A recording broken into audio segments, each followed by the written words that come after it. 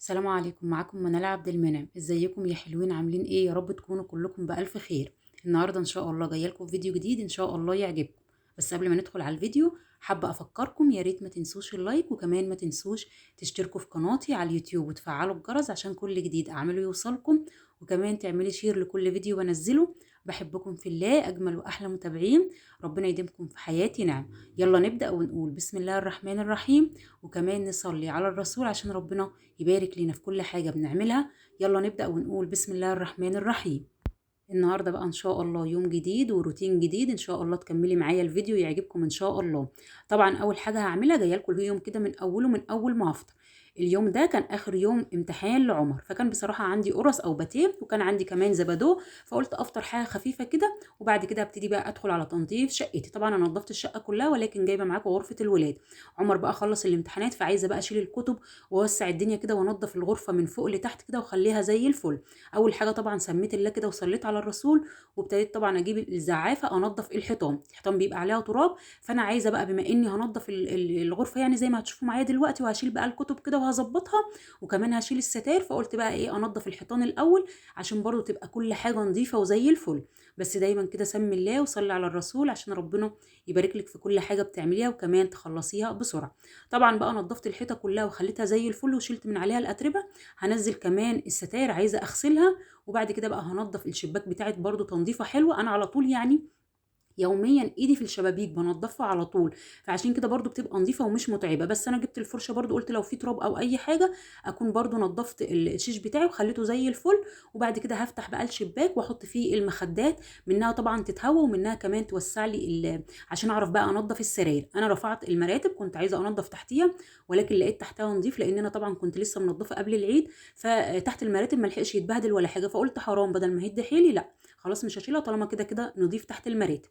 المهم بقى شلت الملايات زي ما انتم شايفين كده. وفي اليوم ده انا ما غسلتش الملايات والستاير اللي انا شلتها، لان انا هغسل دلوقتي على الغساله العاديه، وطبعا عندي المنشر صغير فما كانش هياخد كميه الغسيل دي. فقلت تاني يوم ما فيش مشكله اغسل الستاير يعني اللي شلتها مع كمان الملايات. المهم طبعا هنا بقى الكتب خلاص ما عدناش محتاجينها. ربنا يعني ينجح عمر وينجح الجميع، اللهم امين يا رب العالمين.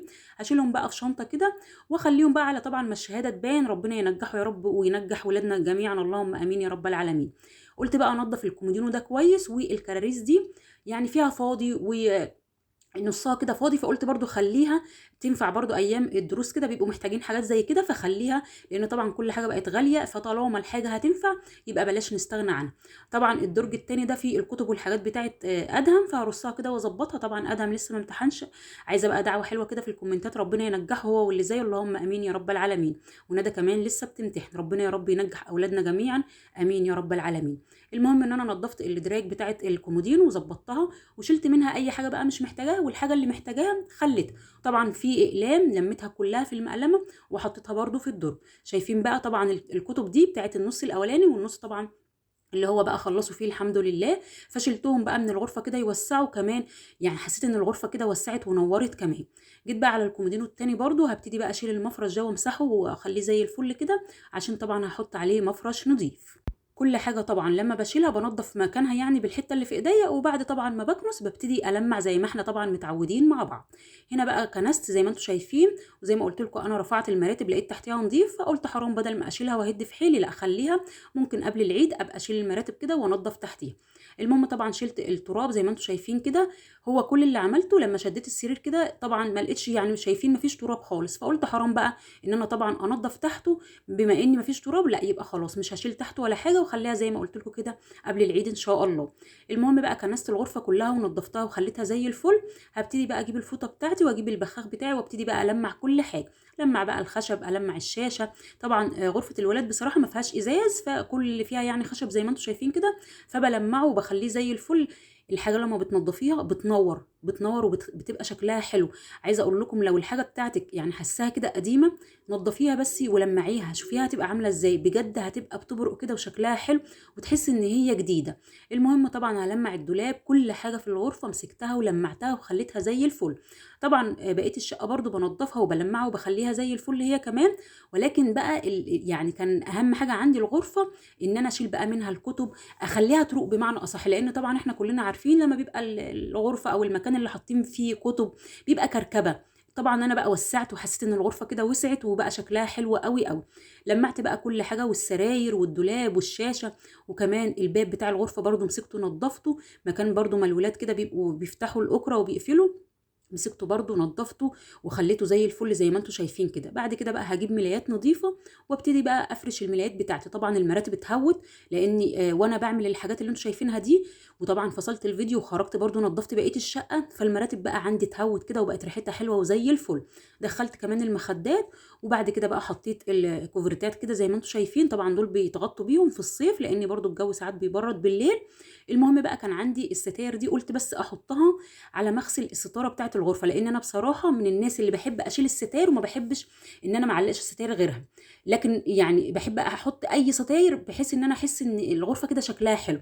طبعا الستاره دي مش بتاعه الغرفه، ولكن انا قلت بس احطها مؤقتا على مغسل الستاره بتاعه الغرفه يعني، وبعد كده ابتدي اركبها. المهم ان انا ركبت الستاره اللي عندي دي زي ما انتم شايفين.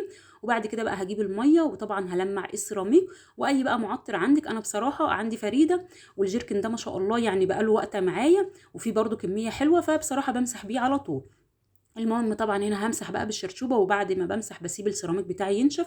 هو بينشف بسرعه لان طبعا انا فاتحه الشباك مني بقى الغرفه تتهوى، وفي نفس الوقت تنشف لي كمان السيراميك. وبقيه الشقه عامله فيها نفس اللي انتم شايفينه ده، برضو بلمعها وبسيب برضو البلكونه او الشباك برضو مفتوح يهوي لي المكان. وبعد بقى ما بخلص وافرش ببتدي بقى اقفل الشيش، وابتدي طبعا ادخل بقى على المطبخ عشان اجهز الغدا. المهم طبعا ان انا فرشت السجاد، انا عايزه بقى ابتدي والله اغسله، بس مستنيه شويه لان لسه بدري على العيد، فمستنيه شويه. المهم طبعا بعد ما خلصت بقى الغرفه زي ما انتم شايفين وخليتها زي الفل، لمعت كل حاجه فيها وخليتها كده بتبرق ونضيفه وزي الفل. بس دايما كده سمي الله وصلي على الرسول عشان ربنا يبارك لك في كل حاجه بتعمليها وكمان تخلصيها بسرعه. هنا بقول لكم دي الحصاله بتاعت عمر. بعد كده بقى قفلت الشيش، وكمان بقى عندي معطر. المعطر ده ما شاء الله يعني قاعد عندي بقاله وقت طويل، لاني يعني يا دوبك بختين كده منهم يخلوا الغرفه ريحتها حلوه، وفي نفس الوقت يقعد وقت طويل عندي. خلاص بقى عطرت شقتي والغرفه بتاعت الولاد وظبطت الدنيا وخليت الدنيا رايقه زي ما انتم شايفين كده. كان عندي بقى شويه غسيل، قلت اغسلهم قبل ما ادخل اجهز الغدا، مش هياخدوا حاجه. هما يعني نشرت على المنشر اللي في البلكونه، ونشرت على المنشر كمان اللي في المطبخ. كنت بقى يعني شايله البيضات بتاعت الانتريه، وكمان كان عندي شويه غيارات كده للولاد، قلت اغسلهم عشان انا بصراحه ما بحبش الغسيل يبقى عندي كتير، لان لما بيبقى كتير عندي بصراحه بيتعب. فقلت كده على طول اغسله مش هياخد حاجه ان شاء الله. وطبعا المفرش الفرو ده برضو شيلته عشان اغسله. طبعا انا ما بحطوش في الغساله، انا حطيته في البانيو زي ما انتم شايفين او في بوله كبيره، وبعد كده بحط عليه كلوركس الوان والمسحوق، وببتدي ادعكه بايديا وابتدي انشره زي ما انتم شايفين كده. ما ينفعش انك تغسليه في الغساله. بعد بقى ما خلصت الغسيل الحمد لله قلت انشره عشان برضو يتهوى كده ويتشمس. وممكن على فكره بالليل اشيله، لان طبعا احنا بقينا في الصيف يعني الجو بقى بينشف الهدوم على طول.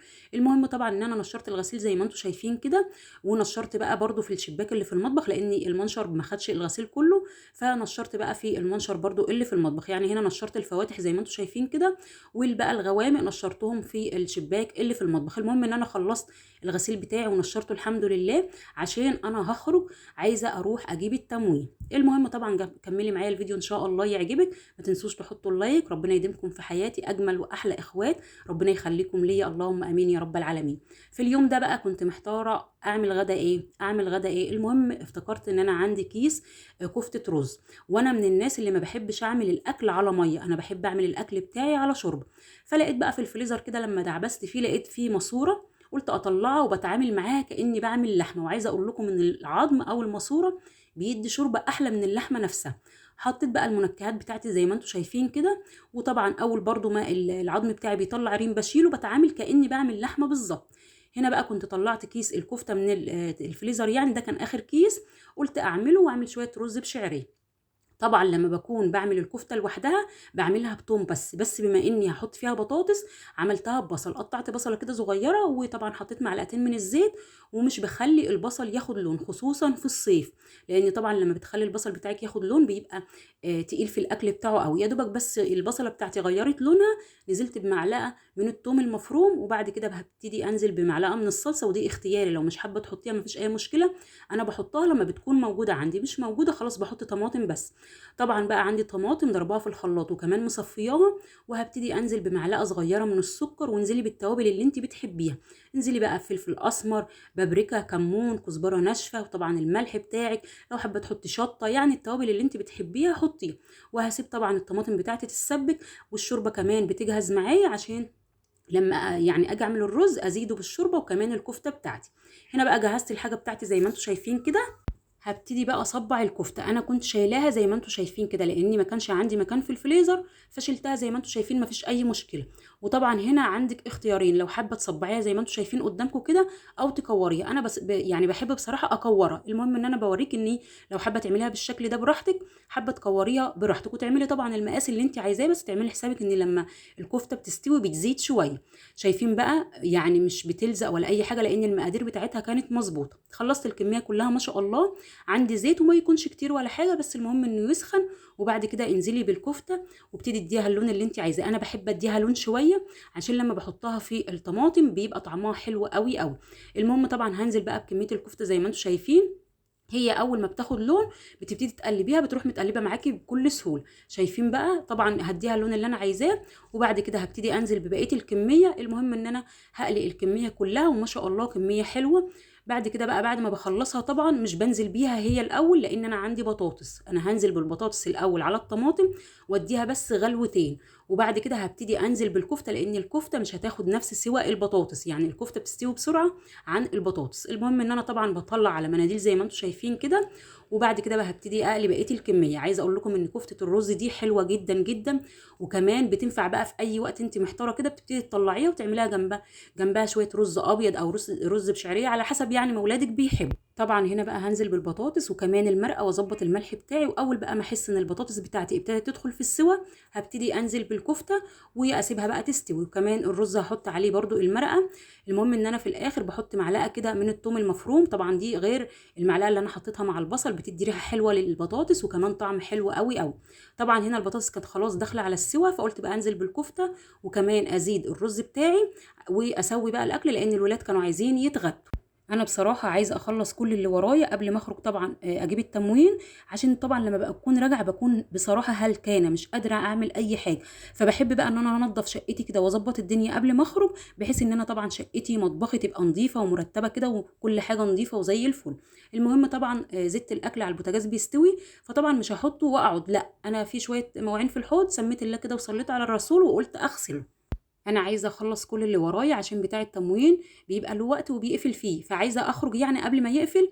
وطبعا جنب بتاع التموين كارفور، فحودت كده كان في شويه حاجات ناقصني فقلت اجيبهم. وعايزه اقول لكم يا بنات والله يا ريتني ما رحت لان الاسعار بقت غاليه جدا جدا. يعني شويه حاجات هتشوفوهم معايا دلوقتي كانوا عاملين 335 جنيه على ايه معرفش، ولكن الاسعار بقت غاليه جدا جدا. فحاولي على قد ما تقدري الحاجه اللي تحسي انك تقدري تستغني عنها استغني عنها طبعا، لان الاسعار بقت يعني نار. ربنا يكون في عون كل الناس ويعين كل واحد على بيته وعلى اولاده، اللهم امين يا رب العالمين.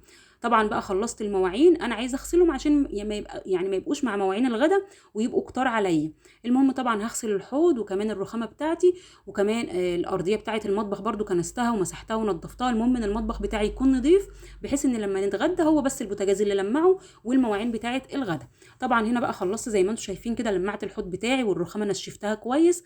وبعد كده بقى كان عندي يعني انا مخلله خيار زي ما انتم شايفين كده، فقلت اطلع خيارتين كده اقطعهم جنب الاكل برده بيفتحوا النفس. انا اللي عامله الخيار ده بيبقى سهل كده وسريع وبيفتح النفس بصراحه. طبعا هقطعهم، انا بعمله سليم عشان لو قعد وقت عندي يبقى يعني يفضل مقرمش كده ويفضل حلو. طبعا هنا بقى خلاص قطعت وكان الغدا بتاعنا جاهز الحمد لله، ربنا يديمها علينا نعمه. فطبعا بقى حطيت الرز زي ما انتم شايفين وكمان الكفته. عايزه اقول لكم بقى البطاطس بتبقى واخده من طعم الكفته فبتبقى طعمها حلو قوي قوي. شايفين كمان المرقه رايقه وحلوه ازاي. وكان عندي بقى فلفل الوان وخيار، وطبعا عندي علبه كده بخلل فيها بتنجان وفلفل بطلع منهم برده بيبقى طعمهم حلو قوي قوي جنب الاكل. وده كان الغدا بتاعنا، ربنا يديمها علينا نعمه، اللهم امين يا رب العالمين. شايفين بقى الكفته حلوه ازاي والبطاطس مستويه الحمد لله، اللهم لك الحمد يا رب اديمها دايما علينا نعمه، اللهم امين يا رب العالمين. هنتغدى بقى وبعد كده هشطب انا المواعين مع نفسي زي ما قلت لكم، لان طبعا المواعين مش هتاخد حاجه، هم يا دوبك الاطباق اللي انتم شايفينها دي والحلل اللي انا كنت عامله فيها الاكل. وطبعا هشطب بقى يعني هنضف البوتاجاز هو كمان. وبعد كده بقى خرجت جبت التموين. طبعا ده التموين اللي في الشنطه دي، ده التموين زي ما انتم شايفين كده. طبعا هنا جبت كيس دقيق، جبت الحاجه اللي لازماني او الحاجه اللي انا عايزاها. جبت كيس دقيق وازاز زيت وعلبه لبن، وجبت كمان مكرونه، برضو ولادي بيحبوا المكرونه الاسباجيتي.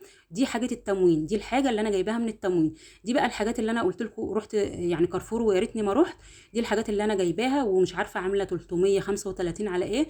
المهم طبعا الحاجات دي بصراحه بجيبها لان الصلصه كان عليها عرض، وبرضو ببقى محتاجاها ساعات، والكريم كراميل والجيلي بحب اجيبهم، بتبقى حاجه كده حلوه للولاد وسريعه ما بتاخدش مني اي وقت. وجبت كمان طحينه، وجبت بقى عايزه اقول لكم الكريم شانتيه الخام اللي انتم شايفينه ده كنت الاول بجيبه ب 10 جنيه.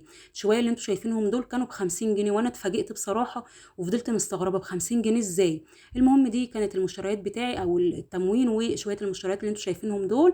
وبعد كده طبعا كنت خلاص دماغي صدعت، لان كنا بقينا بالليل، فكان عندي كنافه من اللي كنا عاملينها مع بعض. قلت كده اجيب لي قطعه، ولحد هنا هيكون الفيديو بتاعي خلص. لو عجبكم الفيديو ما تنسوش اللايك، وما تنسوش كمان تشتركوا في قناتي على اليوتيوب وتفعلوا الجرس. بحبكم في الله، اجمل واحلى متابعين. ربنا يديمكم في حياتي نعمه. كنت معاكم منال عبد المنعم. سلام عليكم.